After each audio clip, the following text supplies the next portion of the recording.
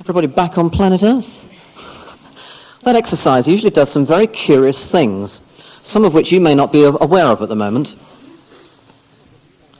For a start, that distorts your sense of time very often, because you've been doing that for over 25 minutes. And it's very curious what happens with time, even when you're doing healing. Sometimes 5 minutes can seem like 20 minutes, sometimes 20 minutes can seem like 5 minutes. Some of you may have found at the beginning of the exercise, I don't know, that one side of the brain seemed really light, whilst the other side of the brain, by comparison, seemed almost dark or heavy. You may have found towards the end of the exercise you were getting far more of a balance in your perception of the two sides. You may also have found at the beginning of the exercise, when I asked you to have numbers on the left and letters on the right, that was quite easy. But if you had to turn them around and change them, then you got a tremendous resistance. And you may have found they came out back to front or upside down, or there was just a sort of general resistance to it. And it would seem it's because one side of the brain is accustomed to dealing with letters and the other with numbers, and if you reverse it, it doesn't like it very much. You may also have found, and I have no explanation for this at all, that when you opened your eyes just now, some of you may have found that you can actually see quite a lot more clearly, or that colours seem somehow far brighter. But I find that quite often people report at least being able to see more clearly, even without their spectacles on. And I still don't know after all these years whether that's an effect of relaxation on the eyes or the exercise on the brain, but it's certainly an interesting byproduct of it. However, the whole purpose of that exercise was the man riding on the camel. Does anybody, as a matter of curiosity, not remember me saying anything about a man riding on a camel? Just put your hand up if you don't remember a man on a camel. Not today? No, just put your hands up, keep them up, I want to count. 1, 2, 3, 4, 5, 6, 7, 8, 9, 10, 11, 12. I think we've probably got somewhere around 30 people out of this group who remember every image, it would seem, except for the man on the camel. Now, this gets more interesting. Did anybody hear me say a man on a bicycle? No? No peculiar people here today, that's good. Anybody hear me say a man on a horse? No one's going to own up to... Oh, you're just about to own up. It's quite curious what happens here. You can see at this point in the exercise something has started to happen. You've got around 30 people who have not got any recollection of anything about a man on a camel. Someone else who actually heard me say a man on a horse. Usually there's a few people that will hear me say a man on a bicycle. What's going on at that point? And I'll tell you what happens. During that exercise, I've been giving you images with which you're probably fairly familiar, and most of you will have processed those in a fairly standard left hemispheric logical rational way. At a certain point, I asked you to imagine a triangle, and to imagine the triangle as clearly as you could inside the front of your head. Do you remember the triangle? You were gone before that. You remember the triangle, right, so you weren't asleep. I just need to check you're not actually asleep. And I asked you to imagine the triangle going backwards and forwards. Again, for some little known reason, an image of something going backwards and forwards will very often trigger, after a while, both sides of the brain into suddenly firing or clicking together. It may be that it's that image of something going backwards and forwards which suddenly gets both sides of the brain to function, as it were, at the same speed, and you then get that meshing effect that I was talking about earlier. At that point, both sides of your brain are listening to what I'm saying. At that point, the right side of the brain has listened to my instruction, and some of you might have realized I was actually quite forceful with the way that I said that. And at that point, the right side of the brain now really believes that there is a pyramid there in front of you, that the triangle has become three-dimensional. And the right side of the brain, because I've made the suggestion, also really believes that a man on a camel is about to ride between you and the pyramid. The right side of the brain does not ask any questions of its sensory input. It will accept whatever I give it quite freely. The left side of the brain is also listening to that instruction and is now analysing it and taking it to pieces. So you now have a situation where you have one suggestion being processed simultaneously by each side of the brain. One side of the brain convinced that there is a man on a camel about to ride between you and the pyramid, and the other side telling you that it's just imaginary and saying, in effect, come on, don't be so stupid. You know there's no man on a camel there. You know there's no pyramid there. And the right side is saying, yes, there is. I can see it. It's really there. It's real. And to get out of that situation, you just click out, and I think you go into a sort of trance-like hypnotic state. And I would suggest that that is very close to the state that probably the Kalahari Bushman is getting into when he goes into the trance-like state, having accelerated the right side of the brain to a point where it meshes with the left. So if you do not remember the man on the camel, great. That's where you're supposed to be, where you don't actually remember the man on the camel. And I'll explain in a moment a bit more about which direction it was coming from. For the people who have the man on the horse or a man on a bicycle, my explanation is this. I may be wrong, but this is what I think. The brain is very much like a computer, and I think when I make a suggestion of seeing a man on a camel, some people, probably most of us, are not that familiar with men on camels. And I think the brain operates a bit like a computer, and it quickly goes through looking for the next best thing. And I would imagine that most of us are more familiar with men on bicycles or men on horses than we are with men on camels. Now then, who had the man on the camel coming in from the right? That's a majority. Who had it coming in from the left? And who were the clever clogs today who had the man on the camel coming in from both sides at once, zigzagging or coming down the middle? Just a few at the front. If the man on the camel was coming in from the right, I think you would find that almost certainly you were still processing the whole thing left hemispherically. You're still dealing with it logically, rationally, you're analysing, you're taking it all to pieces. And you're saying, what is this crazy guy doing, talking about a man on a camel? What's the point in this? What's the purpose of it? If the man on the camel was coming in from the left, I would suggest the right side of the brain was in fact processing that information, was processing the suggestion, the input, but the left side of the brain still convinces you that it is just imaginary, that it's not really there. The most interesting thing in some ways occurs when it comes in from both sides at once, down the middle, or zigzags. Years ago, when I had very little material for a workshop, I used to start a one-day workshop with that exercise and end with it. And after a while, I discovered that the people who the first time in the morning had the man on the camel coming down the middle or from both sides, later on in the day, even though they knew what was coming and they were waiting for him, he never arrived. Which made me think after a while that as an analogy, it's rather like trying to start a car with a flat battery. That every so often the engine will turn over, which is, if you like, the two sides of the brain firing together. But that movement, that turnover of the engine is not maintained. It keeps conking out. And I would imagine that if you had carried on with the image of the triangle going backwards and forwards, for a short time after that, you might also not have remembered the man on the camel either. So as I say, I think the point of the exercise is to get to the point where the man on the camel is just not there. If he's coming in from the right, I would suggest that you're still functioning logically, rationally, analytically, taking it to pieces and wondering what on earth I'm doing and what the purpose of it all is.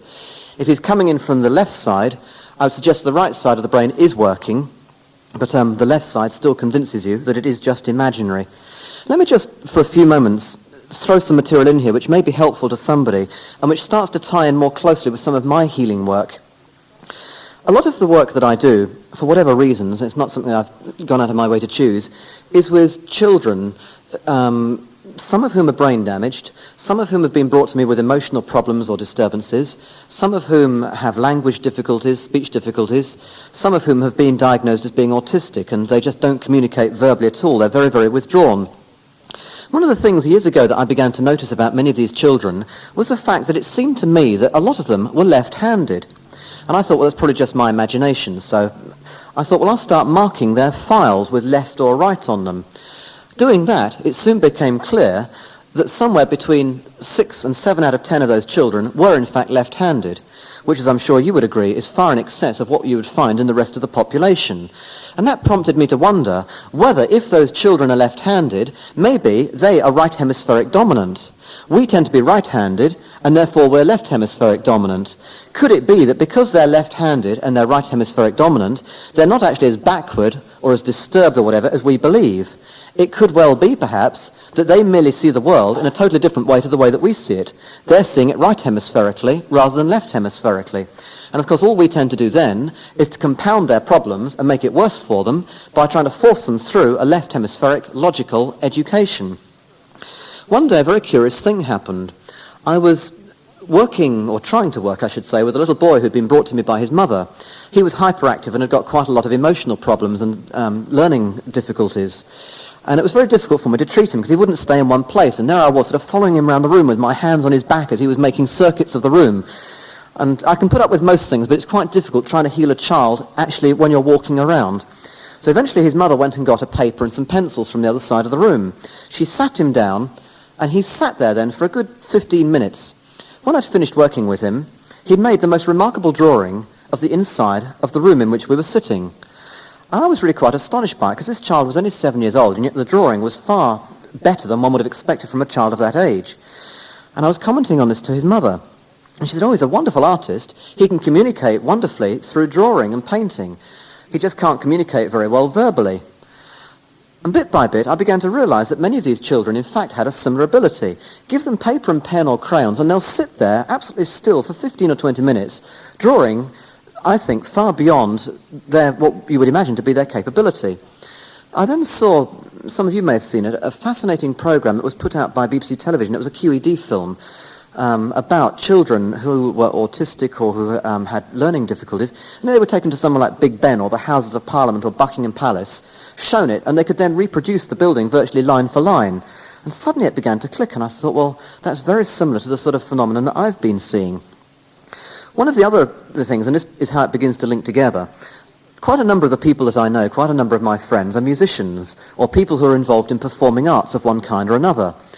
And if any of you are musicians, or if you know any musicians or anybody who perhaps works on stage, you'll know how often people in that profession seem to not know their left from the right. You can give them directions and they'll never get there. They get totally confused over which is left, which is right.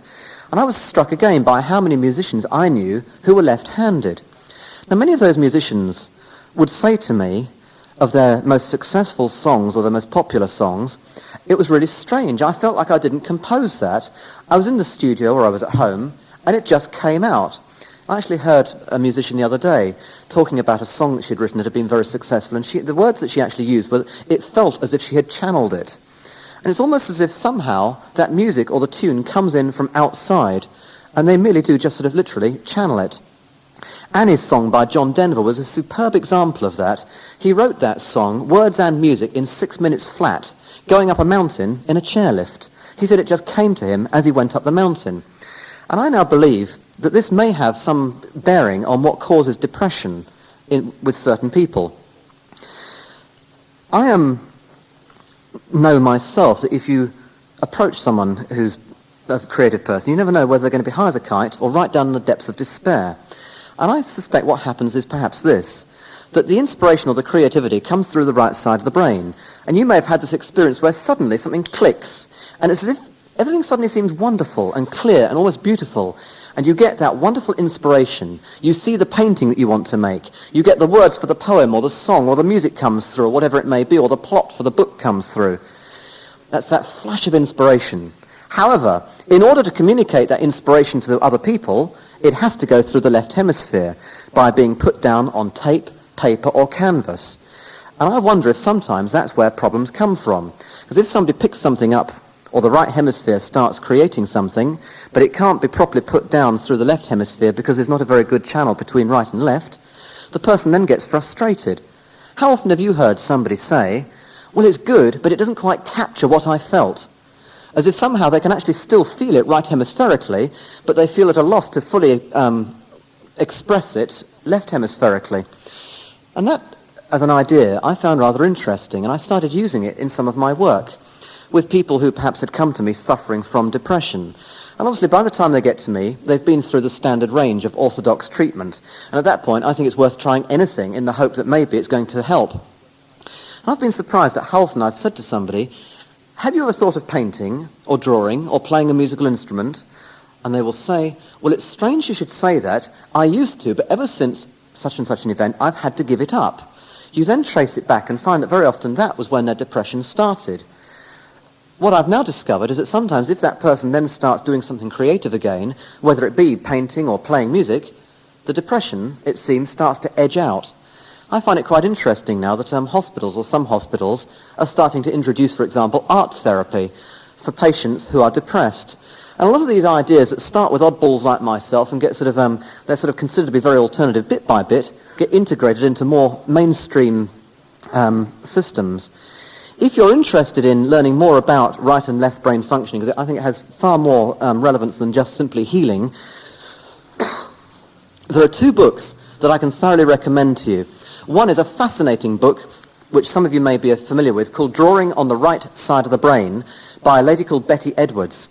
Betty Edwards is a professor of art at the University of California, and she makes a claim which seems quite outrageous to start with, that she can turn anybody into a highly accomplished artist within 12 weeks. And that's basically what the book is about. And it's full of exercises which are literally intended to help you draw on the right side of the brain. The illustrations are remarkable. Pictures drawn by the person that couldn't draw the proverbial straight line, who 12 weeks later is drawing highly accomplished portraits.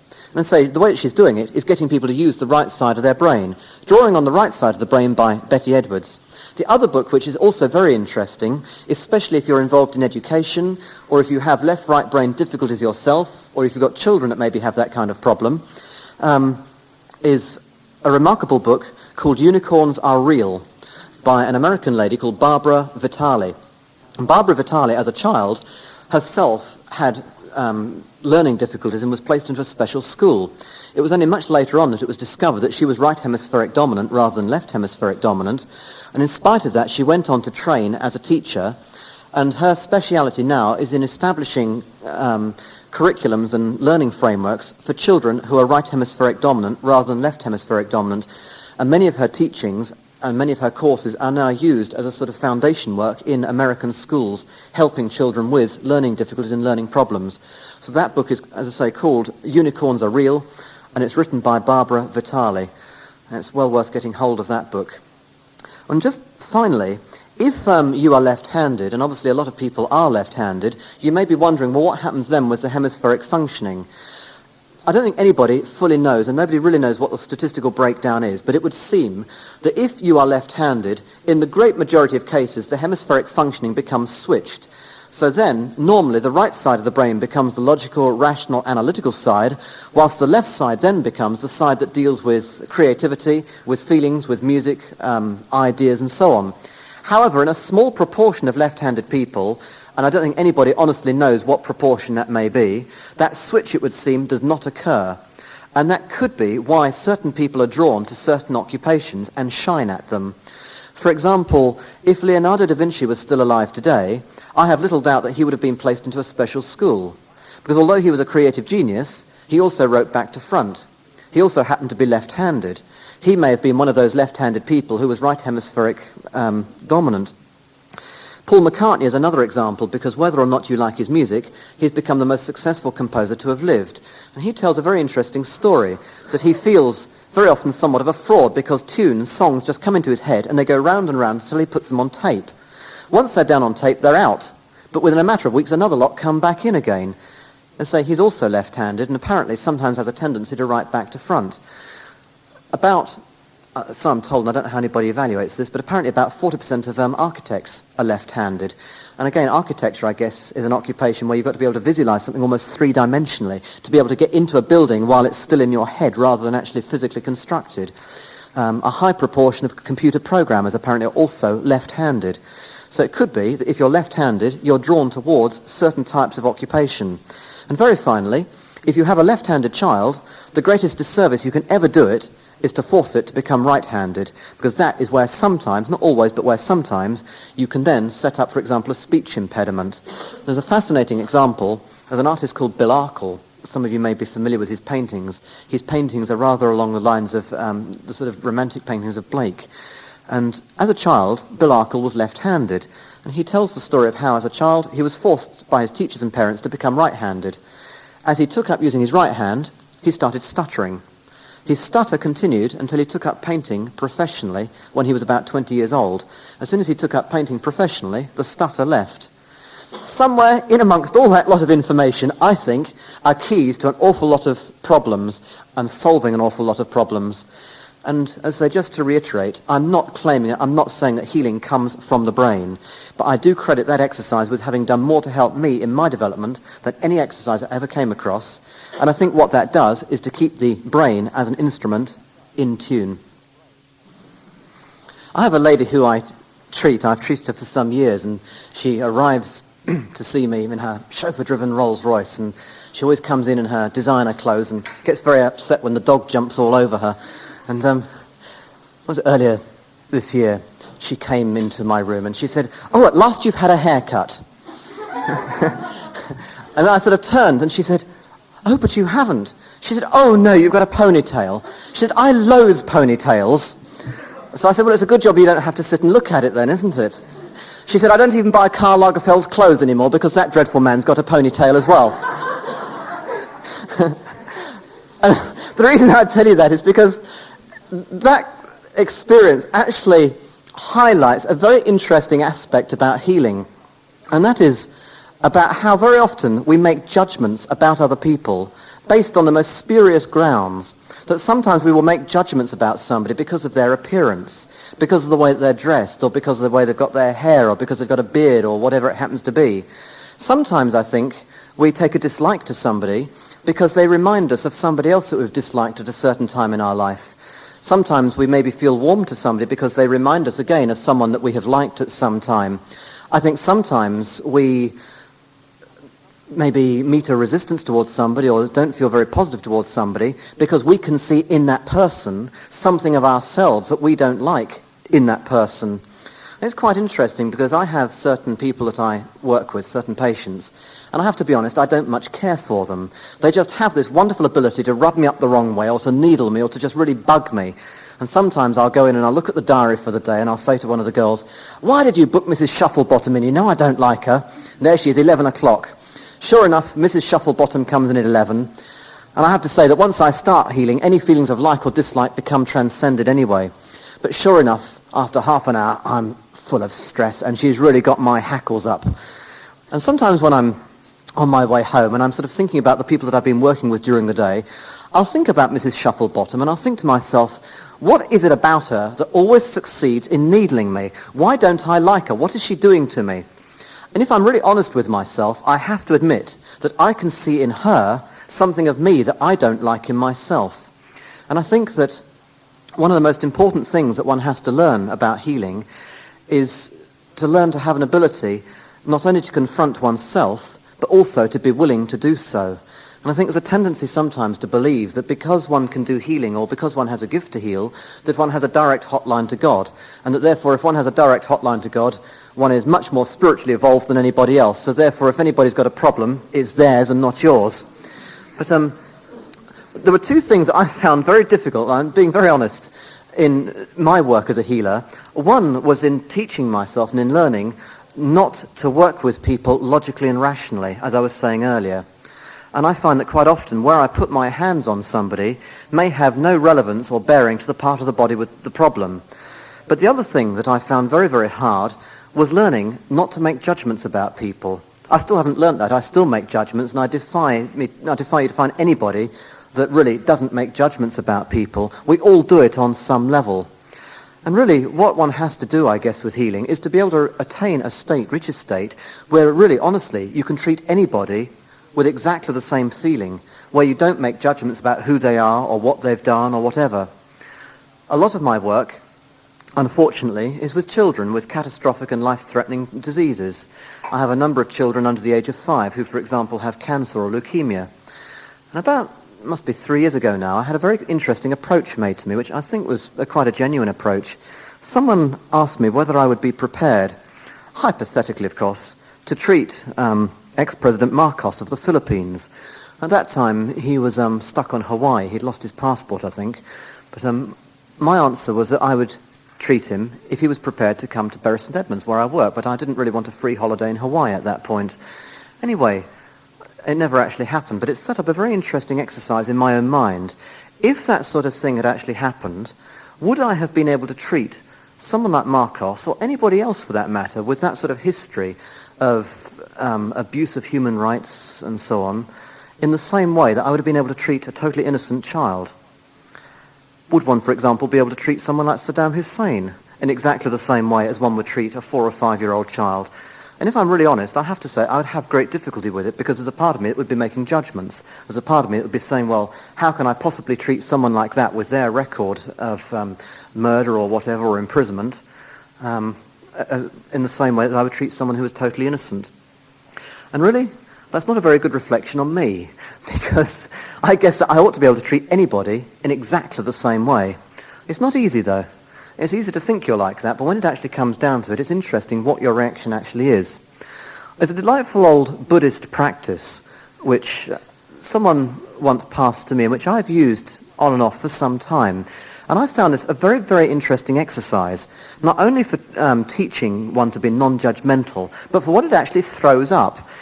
It's a shortish exercise, and I just thought it would be interesting to share it with you, because I think that, again, this exercise is one which I, for myself, have found very, very useful in learning to be able to accommodate everybody in exactly the same way. It's taught me a lot about how I make judgments. And I'd just like to lead you through this and see what it throws up for you, who you start making judgments about. So what I thought you'd like to do is maybe just find a position once more in which you can sit comfortably. I'd like you just to close your eyes. This exercise doesn't last for very long. It's just a short exercise, but just close your eyes for a little while, just to cut out, once more, external visual distractions. Focus again on your breathing, imagining that as you breathe in, you're breathing in a sense of well-being, and that as you breathe out any anxiety or tension.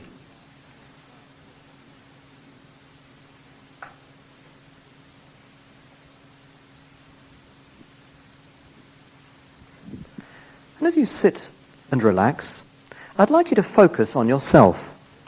I'd like you to send thoughts of love to yourself. Imagine that you are surrounding yourself with love, whatever you perceive that to be. You might imagine it as light or as warmth or whatever.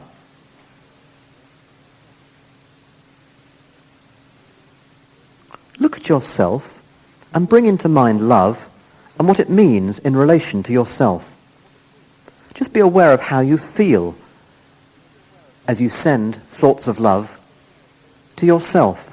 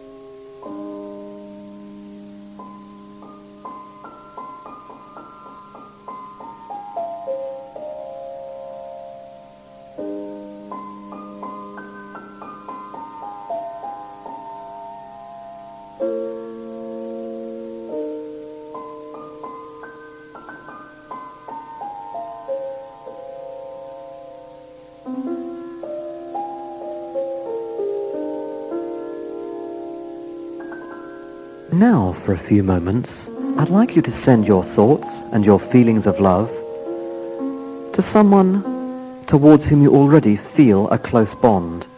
Think of someone that you're close to and send them your thoughts of love. And just be aware of how love appears and feels in this case.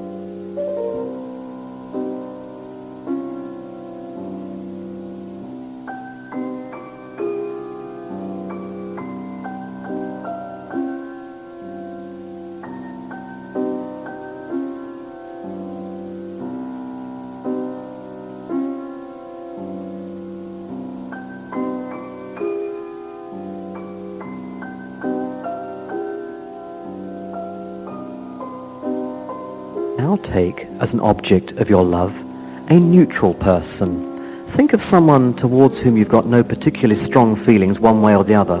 Someone that you just feel indifferent to. And for a few moments send them your thoughts and your feelings of love.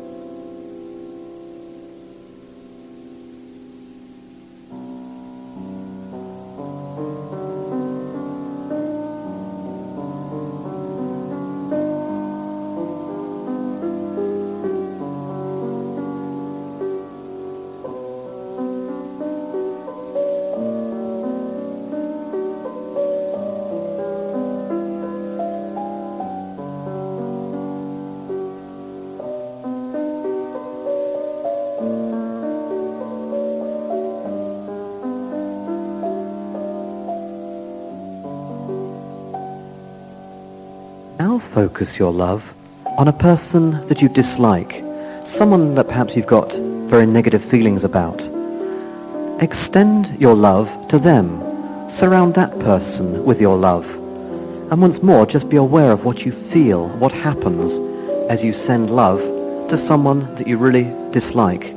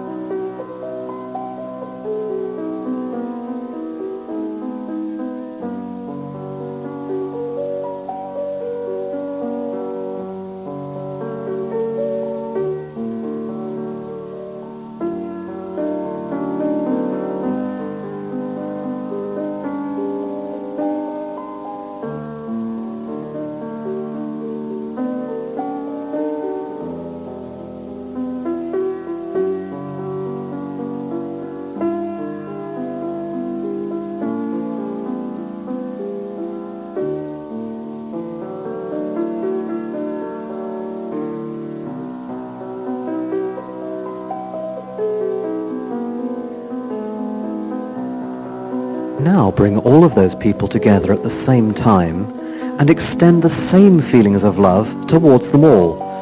Imagine yourself, someone that you already feel close to, the person you feel indifferent to, and the person you dislike, and send the same feelings of love and warmth to all at the same time.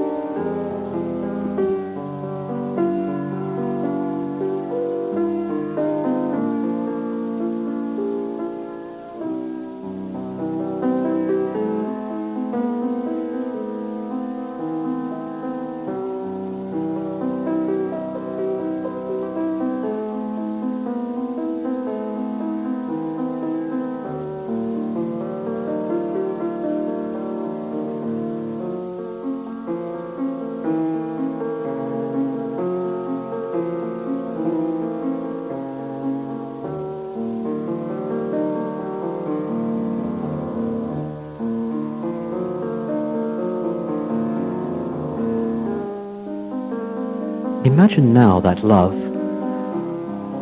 moving out and extending to the people sitting around you.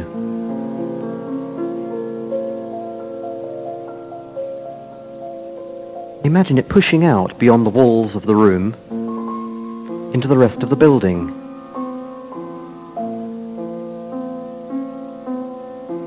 And imagine that love continually extending out across the streets, the city, until eventually you can imagine the whole earth is surrounded and engulfed by whatever you perceive love to be.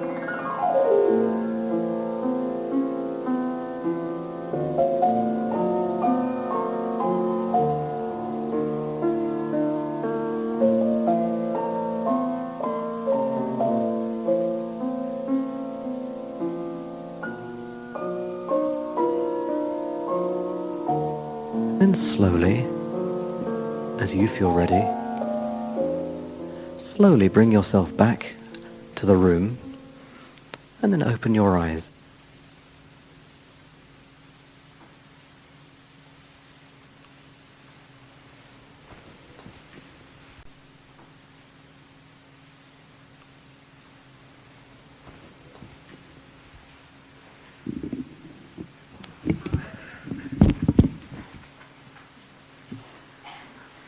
Who did anybody find was the most difficult person to send out thoughts of love to?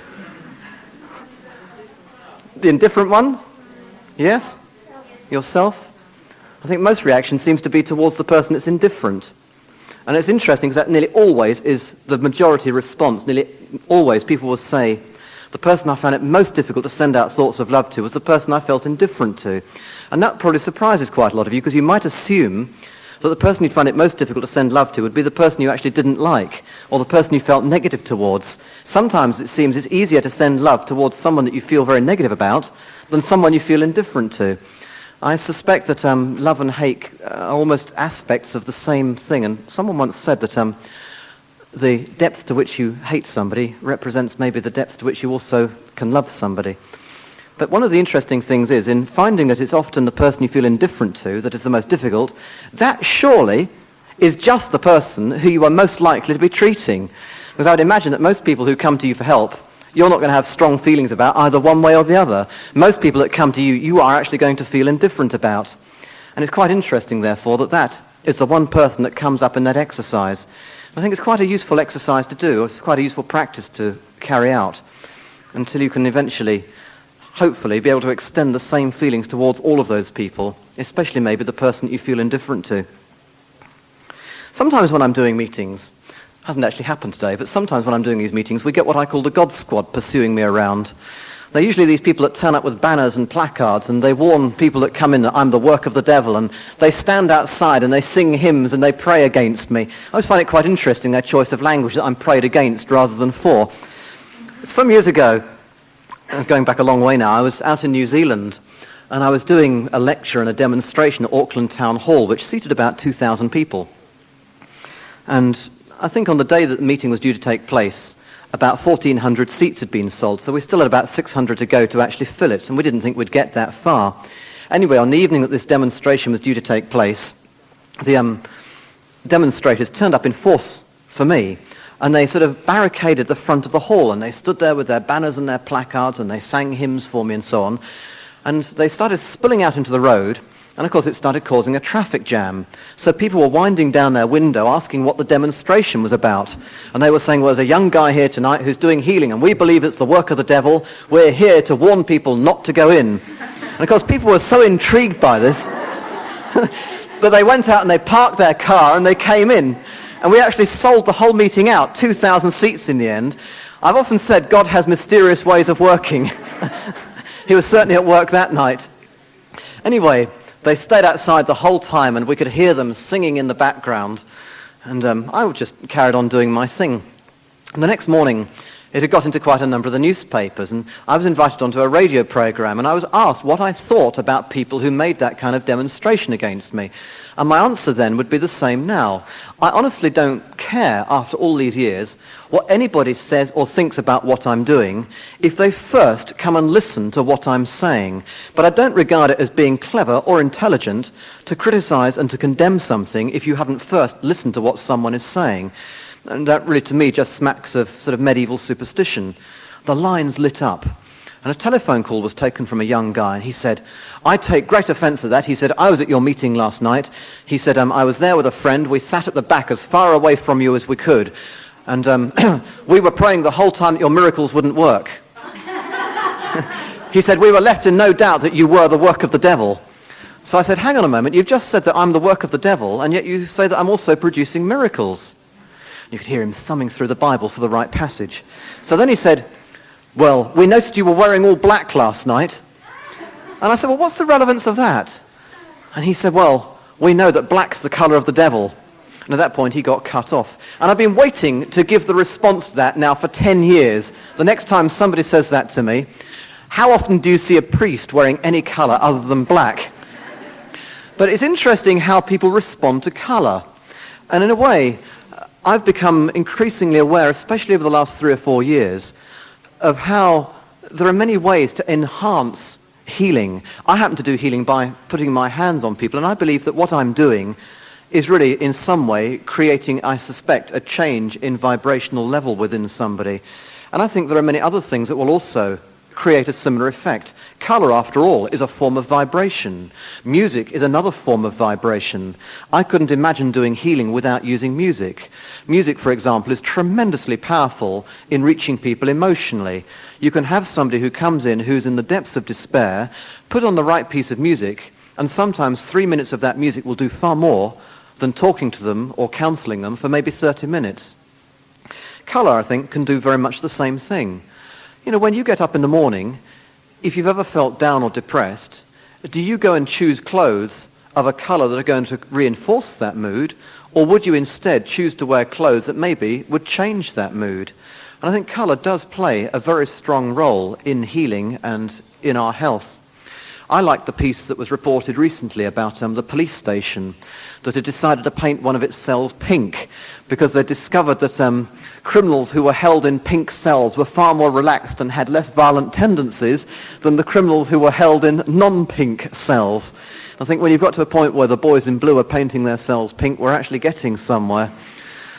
I occasionally have the misfortune to have to go into hospitals to see people, and I'm always struck by hospitals. Fortunately, it's now changing, but if ever you've been into a hospital, how hospitals are invariably two shades of grey. You know, the lower half near the floor is a dark grey, and the top half is a sort of lighter grey. And if you were feeling in pain or ill or nauseous, can you imagine what it would do to be surrounded with a colour of grey?